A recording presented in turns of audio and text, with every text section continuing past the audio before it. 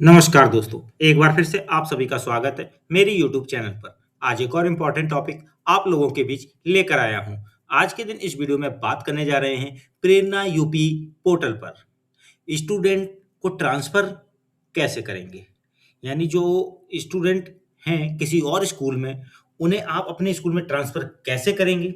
जब आप ट्रांसफ़र करेंगे तो एक रिक्वेस्ट सामने के स्कूल पर जाती है जिसे वो अप्रूव भी करते हैं, तो इस प्रक्रिया को भी कैसे करेंगे।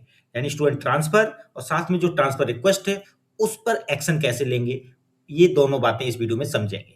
इसलिए वीडियो को बिना स्किप किए हुए अंत तक ज़रूर देखिएगा। वीडियो को लाइक, शेयर, कमेंट ज़रूर कीजिएगा। चैनल यदि अभी तक सब्सक्राइब ना किया हो, तो चैनल को सब्सक्राइब करके बेल आइकन को हिट करके ऑल ज़रूर सेलेक्ट कर लीजिएगा, जिससे कि आने वाले भी इम्पोर्टेंट वीडियोज़ आप तक ऑन टाइम पहुँच सकें। तो कंटिन्यू करते हैं वीडियो। गूगल को ओपन करें, प्रेरणा यूपी लिखकर सर्च करें। सर्च करने के बाद आपके सामने ये एक लिंक आया prernaUP.in, इसे क्लिक करें। अब आपके सामने ये होम पेज ओपन हो जाएगा prernaUP.in का। यहाँ पर आप बैंक डेटा अपलोड वाले पर जाएंगे और नीचे टीचर लॉगिन जो लिखा हुआ है उस पर क्लिक करें। अब आपके सामने टीचर साइन अप की ये पॉपअप विंडो आएगी। लॉगिन फॉर्म में यहाँ सामने इस रेडियो बटन को सिलेक्ट कर लें, रजिस्टर्ड मोबाइल नंबर को यहाँ डालें और वेरीफाई पर क्लिक करें।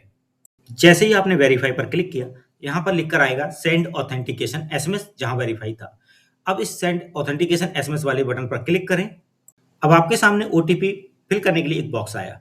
आपके रजिस्टर्ड मोबाइल नंबर पर ओटीपी आया होगा, उसे देखकर यहाँ फिल करें और लॉगिन पर क्लिक कर लें। अब आपके सामने लॉगिन होने के बाद ये स्क्रीन आएगी। इस स्क्रीन को थोड़ा सा नीचे स्क्रॉल करते हैं। स्क्रीन जब नीचे स्क्रॉल की तो आपको 3 ऑप्शन यहाँ दिख रहे हैं, स्टूडेंट रजिस्ट्रेशन 2026-27, स्टूडेंट ट्रांसफर और स्टूडेंट ट्रांसफर रिक्वेस्ट। देखिए, स्टूडेंट ट्रांसफर और स्टूडेंट ट्रांसफर रिक्वेस्ट के बारे में इस वीडियो में मैं बात कर रहा हूँ।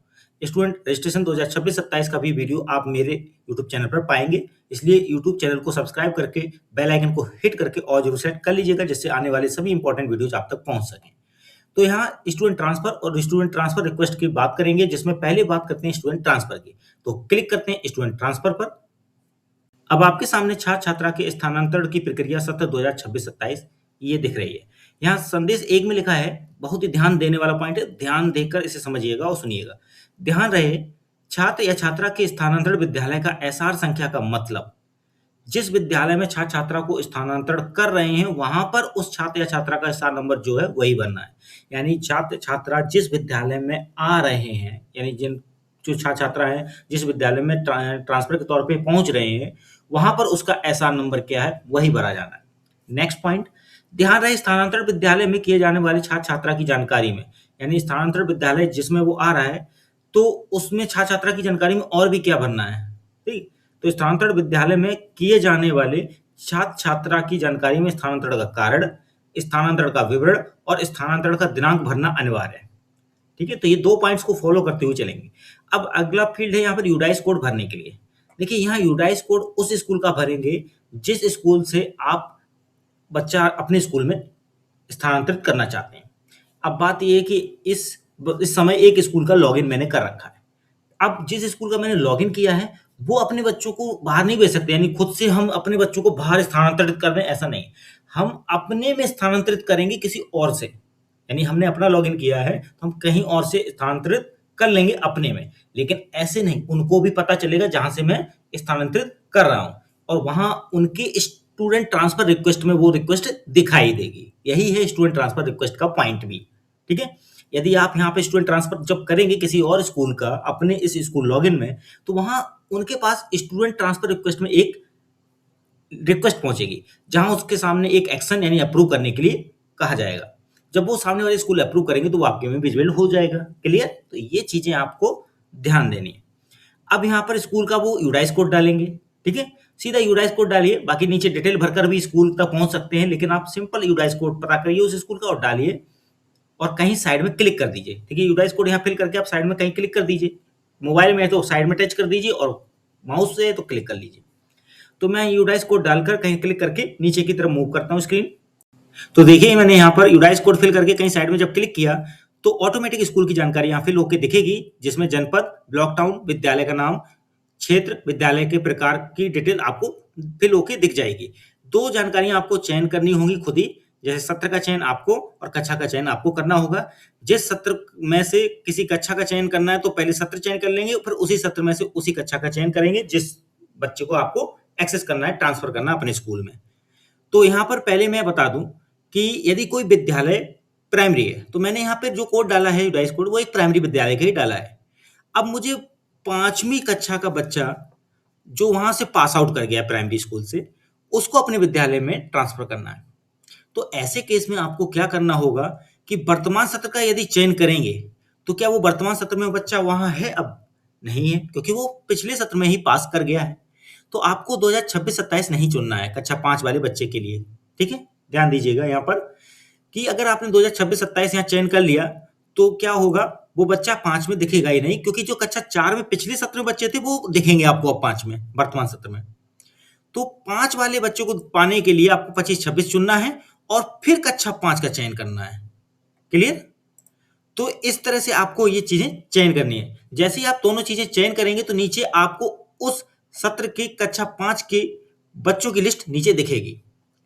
ठीक है, तो मैं यहां पर दिखाता हूं वो लिस्ट। तो देखिए, मैंने जैसे ही कक्षा का सिलेक्शन किया था सेशन के साथ, तो आप नीचे जब आएंगे तो छात्र छात्रा की जानकारी यहां दिखने लगेंगी। जैसे वर्तमान विद्यालय, यानी जिस प्राथमिक विद्यालय का मैंने चयन किया था, उस वर्तमान विद्यालय में छात्र छात्रा की जानकारी, जिस छात्र छात्रा को स्थानांतरित करना है उसके सामने दिए गए चेक बॉक्स को चेक करें, तथा छात्र छात्रा की विद्यालय में स्थानांतरित करने का दिनांक भरना अनिवार्य है। तो देखिए, जिस भी स्टूडेंट को ट्रांसफर करना अपने इस लॉगिन में, यानी अपने इस स्कूल लॉगिन में, अपने स्कूल में, तो उस बच्चे के सामने जो चेक बॉक्स दिए गए उसका क्लिक कर देना है। ठीक है, और फिर उसके बाद स्थानांतरण दिनांक, यानी आज ही कर रहे हैं यदि विद्यालय में उसका स्थानांतरण, अपने विद्यालय में प्रवेश कर रहे हैं आज ही, तो आप स्थानांतरण दिनांक आज की यहाँ पर सिलेक्ट कर लेंगे। ठीक है, तो यहाँ पर चयन कर लेंगे, जैसे 1 अप्रैल ले लिया। ठीक है, अब इसके बाद साइड वाले विद्यालय में, यानी जो खुद का विद्यालय है हमारा, जिसको मैंने लॉगिन किया हुआ है, उसकी जानकारी यहाँ दिख रही होगी साइड में। जैसे स्थानांतरण जनपद, मेरे विद्यालय का लॉगिन है उसका जनपद, स्थानांतरण क्षेत्र, स्थानांतरण ब्लॉक और टाउन, स्थानांतरण विद्यालय का प्रकार और स्थानांतरण विद्यालय का नाम, ये सारी चीजें ऑलरेडी फिल होके दिखेंगी, जिन्हें आप बदल नहीं पाएंगे।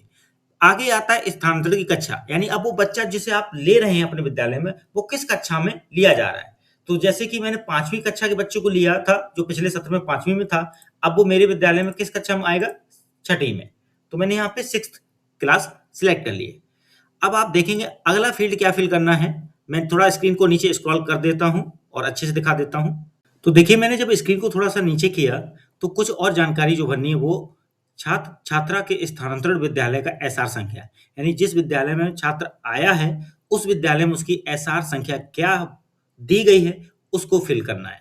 इसके बाद छात्र छात्रा के स्थानांतरण का कारण यहाँ पर दिया गया है, एक लिस्ट है उसमें से चुन लेना है। जैसे यहाँ पर क्लिक कर रहे हैं तो डुप्लीकेट पंजीकरण वहाँ, और अपने घर के कार्यों में लगा रहना, ठीक है, वहां से क्यों यहाँ आ रहा है वो चीज। ठीक है, अगर मान लीजिए वो स्थानांतरित किया गया है, ठीक है, या टीसी जनरेट हुई है, तो उसकी भी ऑप्शन आपके हैं। जैसे वहां से टीसी जनरेट हो गई, तो जो पास आउट हो जाते हैं उनकी भी टीसी जनरेट होती है। ठीक है, और यदि कोई बीच कक्षा में स्थानांतरित किया जाता है तो उसके भी कारण के लिए यहाँ पर लाइन है। तो कारण आपको जो उचित लगेगा, छात्र से या छात्रा से जुड़ा हुआ, उसी उचित कारण को यहाँ चुन लेंगे। फिर छात्र छात्रा के स्थानांतरण का विवरण, यहाँ आप अपनी तरफ से भी कुछ एंट्री फिल कर सकते हैं कि छात्र छात्रा कक्षा 5 पास कर लिया है उस विद्यालय में, अब उसकी उच्च कक्षा नहीं है, जिस कारण से उसे इस विद्यालय में प्रवेश दिया जा रहा है या स्थानांतरित किया जा रहा है। तो यही चीज आप मेंशन कर सकते हैं कि जो भी उच्च कक्षाएं हैं उस विद्यालय में नहीं है और उस कारण से उसको इस विद्यालय में लिया जा रहा है स्थानांतरण की प्रक्रिया से। तो यहाँ पर आपको ये डिटेल्स फिल करनी है, नहीं बस जब ये डिटेल्स फिल हो जाएंगी आपको नीचे क्लिक कर देना है छात्र छात्रा का स्थानांतरण करें, तो ये प्रक्रिया प्रोसेस में हो जाएगी। अब आप कहेंगे क्या इसके बाद बच्चा तुरंत दिखने लगेगा? तो देखिए, एक रिक्वेस्ट जाएगी सामने वाले विद्यालय पे, जिस विद्यालय के बच्चे को आपने अभी चेक बॉक्स पे टिक किया और उसको यहाँ पे ट्रांसफर करने के लिए रिक्वेस्ट भेजी, तो उस विद्यालय के लॉगिन में एक रिक्वेस्ट दिखेगी। तो वो रिक्वेस्ट कहाँ दिखेगी? उसके लॉगिन में दिखाते हैं। अब सामने वाला विद्यालय जब लॉगिन करेगा तो कहाँ देखेगा वो रिक्वेस्ट? तो देखिए, अब मैंने ये सामने वाले विद्यालय का स्कूल लॉगिन कर दिया। अब आप देखेंगे एक ऑप्शन है ऊपर, स्टूडेंट ट्रांसफर रिक्वेस्ट। तो यहाँ पर क्लिक करेगा वो विद्यालय जिस विद्यालय से मैंने छात्र को अपने स्थानांतरण के लिए रिक्वेस्ट भेजा है। तो सामने वाला विद्यालय जब लॉगिन कर रहा है उसके बाद वो स्टूडेंट ट्रांसफर रिक्वेस्ट पर क्लिक करेगा। तो करते हैं उस स्टूडेंट ट्रांसफर रिक्वेस्ट पर क्लिक। तो देखिए स्टूडेंट ट्रांसफर रिक्वेस्ट पर क्लिक करने के बाद अब आपके सामने ये पेज आया, जहां SR number, student name, student unique ID, father name, mother name, SR number, source school का नाम, सोर्स स्कूल की क्लास और डेस्टिनेशन स्कूल का नाम और डेस्टिनेशन स्कूल की क्लास, डेस्टिनेशन स्कूल के टीचर का नाम भी रहेगा और डेस्टिनेशन स्कूल टीचर का मोबाइल नंबर और अप्रूव का कॉलम। तो ये देखिए सोर्स का मतलब है जहां से बच्चा आ रहा है और डेस्टिनेशन मतलब जहां पहुंच रहा है। ठीक है, तो इस तरह से डिटेल्स आपको यहाँ दिखाई देंगी और लास्ट में अप्रूव का एक कॉलम रहेगा। तो देखिए आपने यदि आप विद्यालय की रिक्वेस्ट भेजी सामने के विद्यालय में, तो सामने वाला विद्यालय जब लॉगिन करेगा तो स्टूडेंट ट्रांसफर रिक्वेस्ट में उसको यहाँ रिक्वेस्ट दिखेंगी, उसके अकॉर्डिंग वो उस पर जो अप्रूव वाला कॉलम है उसमें एक्शन देखेगा। ठीक है, तो यहाँ पर आपको मैंने दो चीजें समझाई कि स्टूडेंट ट्रांसफर कैसे करते हैं, साथ में स्टूडेंट ट्रांसफर रिक्वेस्ट कैसे चेक होती है और उस पर प्रक्रिया कैसे होती है। तो ये वीडियो आपको अच्छा लगा हो तो लाइक शेयर कमेंट जरूर कीजिएगा। चैनल यदि अभी तक सब्सक्राइब ना किया हो तो चैनल को सब्सक्राइब करके बेल आइकन को हिट करके ऑल जरूर सेलेक्ट कर लीजिएगा। मिलते हैं अगली बार एक और इंपॉर्टेंट वीडियो के साथ। आज के लिए बस इतना ही। धन्यवाद।